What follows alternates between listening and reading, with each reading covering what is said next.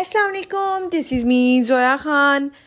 तो आज ना मेरा बहुत दिल कर रहा था कि सर्दियों की इतनी अच्छी अच्छी फ़्रेश सी जो सब्ज़ियाँ होती हैं ना वो आई हुई होती हैं, तो मुझे कोई चाइनीज़ डिश बनानी चाहिए। तो मैंने स्पैगेटीज़ चिकन चाउमीन और साथ उसके बनाया आज सूप। क्योंकि जो सर्दियों की सब्ज़ियों की जो चाइनीज़ डिशेस बनती हैं वो बहुत ही ज़्यादा मज़े की होती हैं।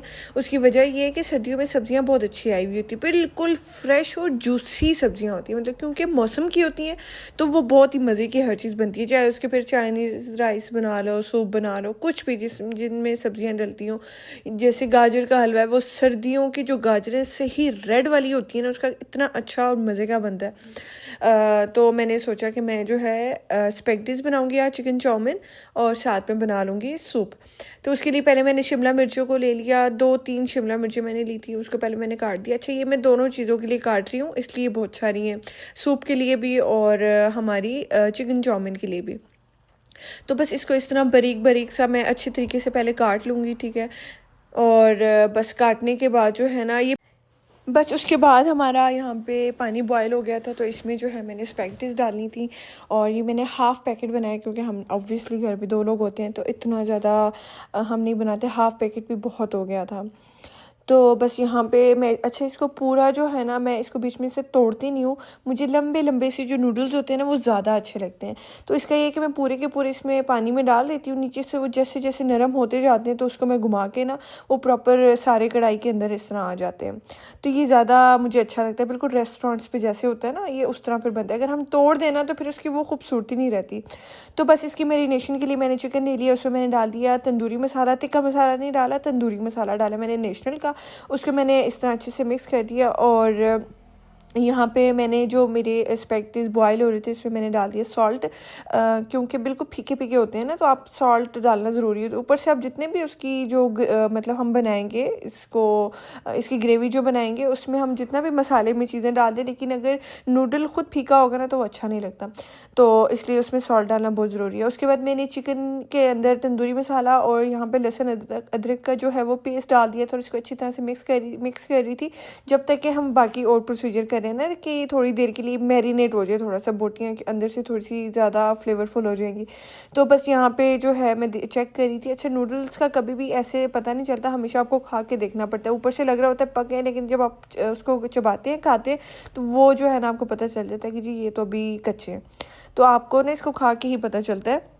मैक्रोनीज़ का ये होता है कि वैसे भी पता चल जाता है कि वो सॉफ्ट सॉफ्ट सी हो जाती है, नूडल्स का नहीं चलता, इसका आपको टेस्ट करके पता चलता है। यहाँ पे हमने सूप रखा हुआ था, इसमें मैंने चिकन का वो जो है मीट वो यूज़ किया, और इसके ऊपर जो झाग सी आ जाती है सारी इसकी गंदगी होती है, तो ये मैं उतार देती हूँ, मुझे बहुत ही बुरा अजीब सा लगता है। तो ये लाजमी उतारा करें, ये जितनी भी इसकी गंदगी खून जो भी होते हैं ना वो ऐसे ऊपर ऊपर से आ जाता है, तो ये तो निकालना ज़रूरी है। फिर उसके बाद मैंने अपनी स्पैगेटीज़ को जो है वो स्ट्रेन कर दिया, और बस इसके बाद आपने ठंडा पानी ऊपर चला देना है, ठीक है। ठंडा पानी चला के इस तरह इसको मिक्स करते जाने जब ये बिल्कुल नॉर्मल टेम्परेचर पे आ जाए, फिर उस पर जो है ना आपने इस पर ऑयल डाल के तो इसको आपने रख देना है, क्योंकि फिर बीच में चिपक जाती हैं, फिर बहुत बुरी लगती हैं। इस स्टेज पे अगर आपने ऑयल ना डाला ना, तो फिर ये होगा कि जब तक आपका मसाला तैयार होगा आप उसमें डालेंगे, बिल्कुल चिपकी सी होंगी, बिल्कुल भी अच्छी नहीं लगेंगी जैसे रेस्टोरेंट्स में होती हैं। तो बस यहाँ पे थोड़ी देर हो गई थी मेरी चिकन को मैरिनेट हुए हुए, तो बस मैंने यहाँ पे ऑयल लिया और इसमें मैंने डाल दिया अपना चिकन जो मैंने मैरिनेट किया हुआ था। इसमें चिकन में तंदूरी मसाला है और लहसुन अदरक का पेस्ट है 1 टेबल स्पून। बस इसको मैं पका लूँगी इतनी देर तक जब तक वो पक रहा है। तो मैं यहाँ पे टोमेटोज़ को ग्राइंड कर दूँगी, और टोमेटोज़ को ग्राइंड करने के लिए पानी नहीं चाहिए होता है, वैसे भी ग्राइंड हो जाते हैं। और ये इस जूसर ब्लेंडर से तो मैं इतनी, मेरी ज़िंदगी सुकून में आ गई है, मैं इतनी सुकून में, शुक्र अल्हम्दुलिल्लाह, बहुत ही अच्छा निकला है, अभी तक तो बहुत अच्छा चल रहा है। और देखिए हमारी सारी रमज़ान की प्रिपरेशंस भी इसने कर दी, सारी चीज़ें इसी में हुई हैं, तो बहुत अच्छा चल रहा है। तो मेरी सादिया मामी की रिकमेंडेशन बहुत अच्छी थी, अभी तक तो सो फार सो गुड, बहुत अच्छा चल रहा है। तो बस इसकी मैंने सारी चीज़ों की इस तरह बारीक बारीक सी कटिंग कर ली और यहाँ पे हमारा मीट जो है वो बिल्कुल रेडी हो गया था। और ये मैं इस तरह क्लोज़अप करके दिखा रही हूँ आपको कि जो जितना भी मैं बोनलेस यूज़ करती हूँ ना, वो मैं हमेशा थाई पीसेस का यूज़ करती हूँ। अगर मैं ब्रेस्ट पीस यूज़ करूँगी तो बिल्कुल भी अच्छा नहीं लगता और वो बहुत ड्राई सा होता है। इस स्टेज पे मैंने गाजरें डाल दी और जब बिल्कुल पकने के करीब होता है ना, बिल्कुल पकने के करीब होता है, फिर उस टाइम मैं डालती हूँ थी इसमें शिमला और बंद गोभी, क्योंकि वो बिल्कुल ही पानी पानी हो जाती है ना, उसको बिल्कुल एंड पे डालती हूँ। मतलब नूडल डालने से 2-3 मिनट पहले डालती हूँ मैं। तो बस इसको मैं अच्छी तरह से मिला लूँगी और बस इसी टाइम पे मैंने नूडल्स डाल देने हैं और उनको थोड़ी देर पका के, तो बस उसके बाद जो है मैंने उसको फ्लेम ऑफ कर देनी है। इनको ज़्यादा नहीं पकाना, क्योंकि इनकी इनकी जो ऐसी ग्रीन ग्रीन जो अपनी इसकी खूबसूरती है ना शिमला मिर्च की या बंद गोभी की, वो फिर ख़त्म हो जाती है अगर आप शुरू में डाल देते हो, क्यों बिल्कुल ही वो ख़त्म हो जाती है। तो ये एक मेरी छोटी सी टिप थी। बस इसको मैं अच्छी तरह से मिक्स कर दूँगी और मिक्स करने के बाद बस इसको मैं हल्का सा जो है ना, थोड़ी देर चूल्हा जला के तो ढक्कन बंद कर दूँगी, ताकि दम में भी थोड़ी देर जितने भी हमने मसाला बनाया उसका फ्लेवर जो है हमारी स्पैगेटीज़ में आ जाए।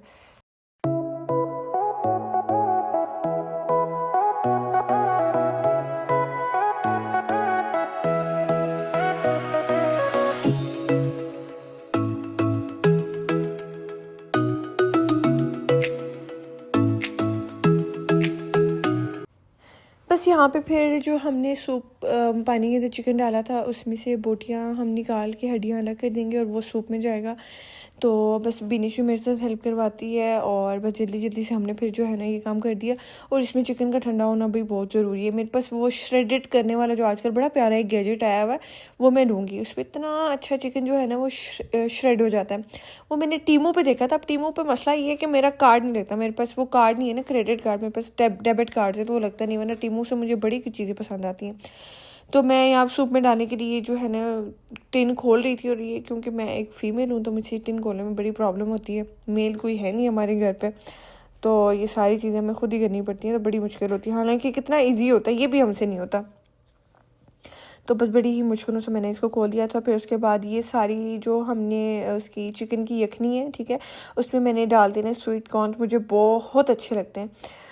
इसमें सूप में स्वीट कॉर्न्स बहुत अच्छे लगते हैं मुझे। पिज़्ज़ा में स्वीट कॉर्न्स बहुत अच्छे लगते हैं। और मतलब जो मैं वो रैप्स बनाते हैं, रैप्स में मुझे बेसिकली स्वीट कॉर्न्स बहुत पसंद है। मैं वैसे ही खाली भी सूखे भी वैसे खा लेती हूँ, मुझे बहुत अच्छे लगते हैं। मुझे इनका टेस्ट और सॉफ्ट सॉफ्ट से बहुत अच्छे लगते हैं, लेकिन अच्छी क्वालिटी के होने चाहिए। अक्सर हम जैसे गीगा या सेंटोरस जाते हैं, वहाँ पे जो स्टीम्ड हुए मिल रहे होते हैं, कभी कभी वो अच्छे होते, कभी नहीं होते। ये हमारा सारा श्रेडेड किया हुआ चिकन चला गया इसमें, यखनी में, सूप में। और फिर इसके बाद जितनी भी सब्जियां हैं वो मैं डाल दूँगी। और इसमें भी सेम मैं वही चीज़ करती हूँ कि मैं गाजरें पहले डाल देती हूँ, ठीक है। ये थोड़ी सी सख्त सब्ज़ी है ना, तो जब तक ये पकेगा, थोड़ा सा बॉयल होगा, तो ये इसमें पक गया। जो बंद गोभी शिमला मिर्च है वो मैं डालूंगी बिल्कुल जब सूप तैयार होने के करीब हो गए, जब मैंने अंडा वगैरह और बाकी चीज़ें डाली होंगी, कॉर्नफ्लोर वगैरह, बिल्कुल एंड पे मैं डालती हूँ, ताकि वैसी ग्रीन ग्रीन सा प्यारा सा लगे। तो बस मैंने डाल दिया। फिर उसके बाद मैंने कॉर्नफ्लोर को जो है थोड़ा सा पानी लेके उसमें मैंने इसको डिज़ोल्व कर दिया।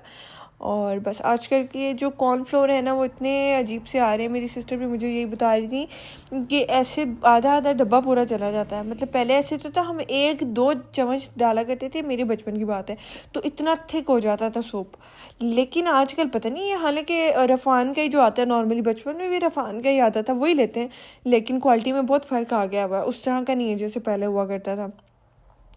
तो बस यहाँ पे जो है इसमें मैं डालूँगी पहले काली मिर्च, क्योंकि अगर सूप के बाद इसमें कॉर्नफ्लोर डालने के बाद आप कुछ भी डालेंगे तो पतला हो जाता है। ये मैंने ऐसे सुना और ऐसे होता भी है।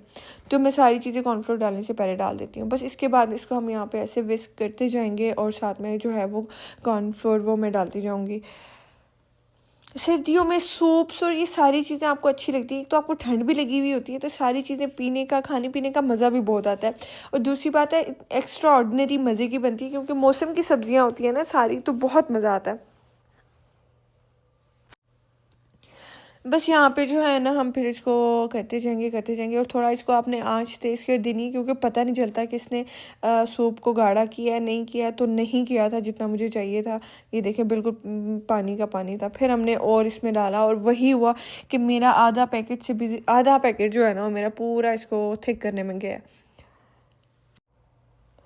मे भी हो सकता है, मुझे उस दिन मैंने पता नहीं कहाँ पे देखा था कि कॉर्न फ्लोर से ज़्यादा जो है वो कॉर्न स्टार्च या पता नहीं क्या था वो ज़्यादा वर्कफुल है। पता नहीं दोनों चीज़ें सेम है या पता नहीं क्या, मैंने सुना था कि कॉर्न स्टार्च ज़्यादा अच्छी होती है बजाय कॉर्न फ्लोर के। अब पता नहीं दोनों सेम है या क्या है। तो ये देखें, अब हमने थोड़ा सा और डाला था तो फिर ठीक होने लग गया था। फिर उसके बाद क्या हुआ कि मैंने इसमें ना थोड़ा सा सॉल्ट और ऐड कर दिया था, मुझे कम लग रहा था। उसके बाद फिर से पतला हो गया, फिर हमने कॉर्नफ्लोर डालना पड़ा। तो ये बड़ा मसला होता है सूप का कि इसको हमने थिक रखना होता है। देखें इस स्टेज पे मैं डालती होती हूँ बंद गोभी, क्योंकि ना ये ऐसी प्यारी प्यारी सी ग्रीन ग्रीन सी रहती है। अगर मैं इसको पहले डालती थी तो अभी नज़र भी ना आती। बस इस स्टेज पे मैंने इसको डाल के और फिर उसमें अब जैसे मैंने सारी चीज़ें डाल दी, कॉर्नफ्लोर डाल दिया, सब कुछ हो गया। फिर उसके बाद जो है मैं एग वो ऐड करती होती हूँ। मैंने एक अंडा इसमें ऐड किया था बस।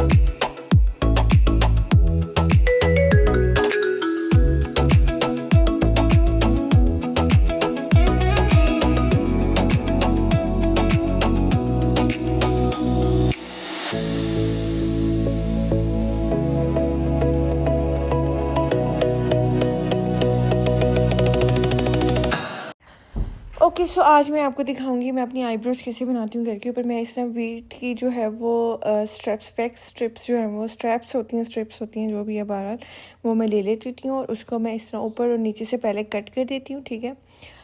और फिर उसके मैं ऐसे लंबे लंबे से पीसेस बनाती हूँ। ये मैं अभी आपको दिखाऊंगी किस तरह के। इस तरह ना उनको बीच बीच से कट करके ना जैसे एक फिंगर टिप जितने चौड़े इस तरह के इतने बस पीसेस बना के और इनको मैं कर देती हूँ दरमियान से कट। और फिर मैं आगे आपको दिखाती हूँ कि मैं किस तरह करती हूँ। मेरे लिए सैलून जाना जो है ना बड़ा प्रॉब्लम होता है, तो फिर मैं इस तरह घर पे कर लेती हूँ, क्योंकि मेरी हेयर ग्रोथ हेयर्स की बहुत ज़्यादा है। 5 6 7 दिनों के बाद मेरी हेयर ग्रोथ हो जाती है। इस तरह इसको दरमियान से कट कर लूँगी और बस फिर उसके बाद क्योंकि ये छोटी सी हो जाती है ना, तो आपको इसको लगाना बहुत इजी होता है। इस तरह हमने इसको पील कर लेना है। पील करने के बाद मैं आपको बताती हूँ कि मैं यहाँ पे बिल्कुल जो हमारे जहाँ पे हमें हेयर्स नज़र आ रहे होते हैं, ठीक है, बहुत ख्याल से आपने बहुत कॉन्शियस होकर इसको हेयर्स वाली जगह पे आपने ऐसे लगा देना, ठीक है। आपकी शेप भी ख़राब ना हो, अपनी शेप के हिसाब से जैसे भी आपकी शेप है उसी तरह आपने करना है। और बस मुझे इसका पेन बहुत ज़्यादा होता है, क्या करें। मेरा बहुत मन करता है कि मैं अपनी लेज़र करा लूँ, फेस का तो करा ही लूँ ना। या हर हफ्ते की झंझट से कम से कम 3 4 साल का सुकून तो होगा ही ना। तो बस इसको इस तरह से मैं कर दूँगी जहाँ जहाँ भी आपको हेयर नज़र आ रहे हैं। बस इतना ये इजी तरीका है ना। कभी जल्दी आपने कहीं जाना हो, आपके पास टाइम ना हो सैलून जाने का, तो ये घर पे सुकून से मैं तो कब से इतने अरसे से मैं घर पे कर रही हूँ, साल हो गया मुझे घर पे आईब्रोज करते हुए, तो मुझे तो प्रैक्टिस हो गई है। हाँ ये है कि इससे स्किन आपकी बहुत हीटअप हो जाती है, जिसकी वजह से पिंपल्स निकलते हैं। तो उसका हल ये है कि आपने ना उस पर बर्फ़ लगा देनी है। ये सारा प्रोसीजर करने के बाद बस बर्फ़ लगा देंगे ना, फिर इतना प्रॉब्लम नहीं होता। तो यहाँ पे मैं आपको दिखा रही थी कि छोटे से छोटे हेयर्स भी, ये स्ट्रिप्स जो है ना बहुत अच्छी हैं वीट की, छोटे से छोटे हेयर्स भी जो है वो आपके निकाल देती हैं। और बस फिर मैं इसको अपनी शेप के हिसाब से जहाँ जहाँ मुझे बाल नज़र आ रहे हैं मैं इस तरह करती जाऊँगी और बस ये निकलते जाएंगे बाल।